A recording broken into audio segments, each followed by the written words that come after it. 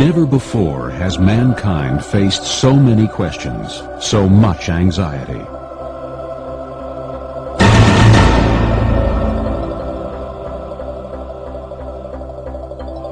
Sometimes our problems seem so big, the questions so complex, we don't even want to ask.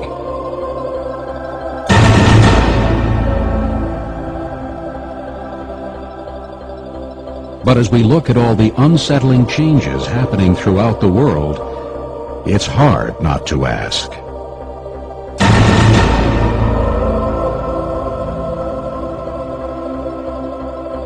Where is mankind headed? Just like a human. Right off the beam. Yeah, it's a satellite.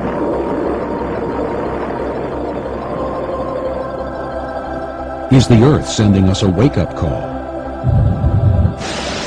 Volcanic eruptions.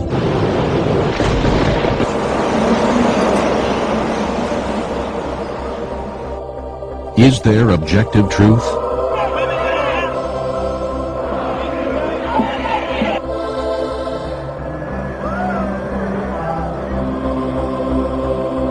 Does anyone hold the answers to our longing and despair? Muhammad the Prophet. Arguably the most... Oceans. Reverend Graham.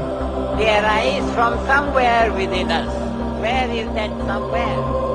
Is this the end of the age?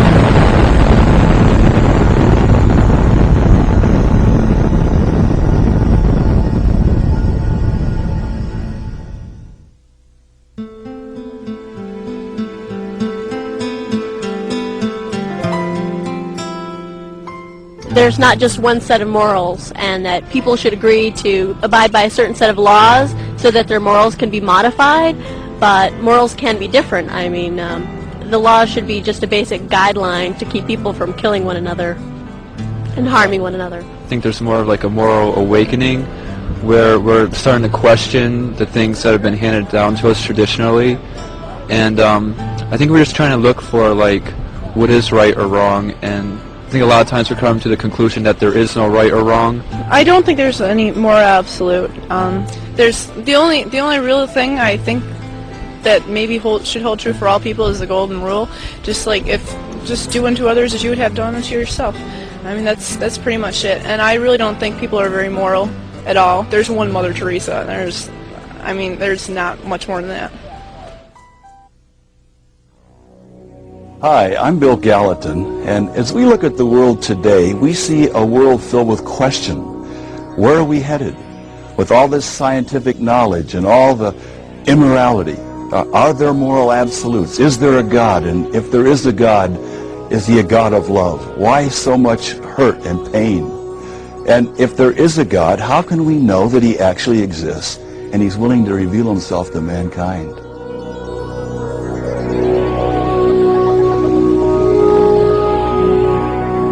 In my opinion, I don't think there is an ultimate truth. Our ultimate truths, I believe, are in ourselves.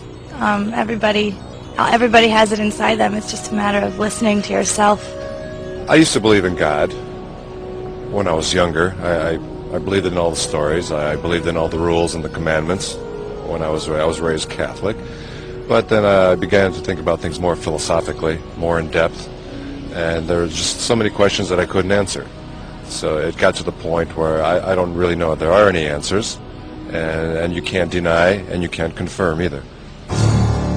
One of the ways we believe that God has revealed himself to mankind is through the Bible.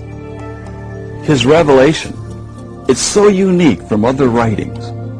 One of the things that's so exciting about the Bible is prophecy. And the Word of God is 100% accurate concerning prophecy. We would like to show you one example of fulfilled prophecy. One of the most remarkable prophecies in the entire Bible occurs in the Old Testament, in the book of Daniel. The angel Gabriel predicts the precise day that Jesus was to present himself as a king some 5 centuries later. In Daniel chapter 9, verse 25, Gabriel says to Daniel, "Know therefore and understand that from the going forth of the commandment to restore and to build Jerusalem unto the Mashiach Nagid, the Messiah the King, shall be 7 weeks and 62 weeks. These are 69 weeks of years, and the ancient calendars use 360-day years.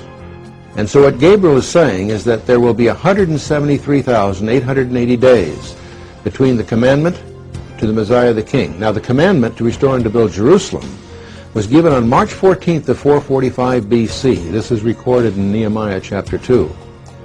The only time that Jesus permitted himself to be presented as a king was on the day we call the triumphal entry, which occurred on April 6th, 32 AD. From March 14th, 445 BC to April 6th, 32 AD turns out to be 173,880 days exactly. All of this was translated into Greek 3 centuries before Christ was born, and it remains as an incredible evidence to this very day that Jesus was exactly who he said he was. This numeric prophecy is so amazing that skeptics concluded that the book of Daniel must have been written after the time of Christ. But thanks to the discovery of the Dead Sea Scrolls in 1947, we know for certain that Daniel was written several centuries before the time of Jesus. This prophecy is thoroughly documented in Sir Robert Anderson's classic work, The Coming Prince. But we need not look at ancient history to substantiate Bible prophecy, only our evening news. We believe that we are in the countdown to eternity now. We also believe that you can see Bible prophecy being fulfilled before your very eyes as you watch the evening news every night of the week. World events that are taking place. We also believe that the Bible speaks of these things emphatically. We're going to look at 5 areas in the next hour that speak of these very things. And we'll let you be the judge. Is God trying to warn the world?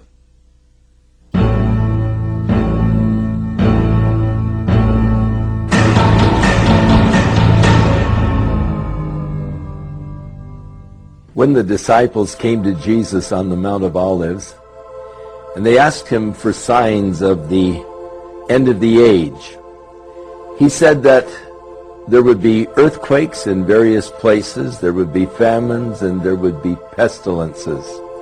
Of course, we see that there are major earthquakes that are increasing at an alarming rate in the last few years. Earthquakes of great magnitude. Of course, in the earlier years, people say, well, they've always had earthquakes. True. But we are now seeing an increase in major earthquakes, and thus we need to realize that these earthquakes that are shaking the world are a part of the whole prophetic scheme. Earthquakes with a magnitude of 8.0 or greater on the Richter scale are classified as great by the USGS. These are enormous quakes, and if we chart the frequency of these great quakes during the last 30 years, we note a significant increase. However, due to the relatively short period of accurate tracking, we are not able to establish conclusive trends, but we can say for certain that this generation is witnessing great earthquakes. When one looks at a geophysical map of the Earth, it appears like planet Earth is a hard-boiled egg that's been dropped on the floor too many times. There are many different plates called tectonic plates that tend to move one alongside of the other. And it's along these areas of movement, the tectonic plate lines, that a major part of the earthquake activity occurs. And it's also interesting to note that it's along these areas where the majority of the world's populations are located. And when we look to the scriptural account in the future, when the Bible tells us that the cities will fall, it's interesting to note that these major cities are located along these tectonic plate lines. My biggest concern is when I hear about the earthquakes increasing, and when I look back many years ago, I can't recall that many happening. I think natural disaster, I mean, for every century there's like tons of them, so you can do anything about it. It's natural. That's why you say natural. I think the Earth is trying to tell us to wake up. As far as with the ozone layer, it's trying to say help me because we're just totally depleting the whole entire Earth. And one of these days we're going to be basically out of luck, and none of us are going to be alive because all the trees are going to be gone, the water's going to be polluted, and we're all going to be dead.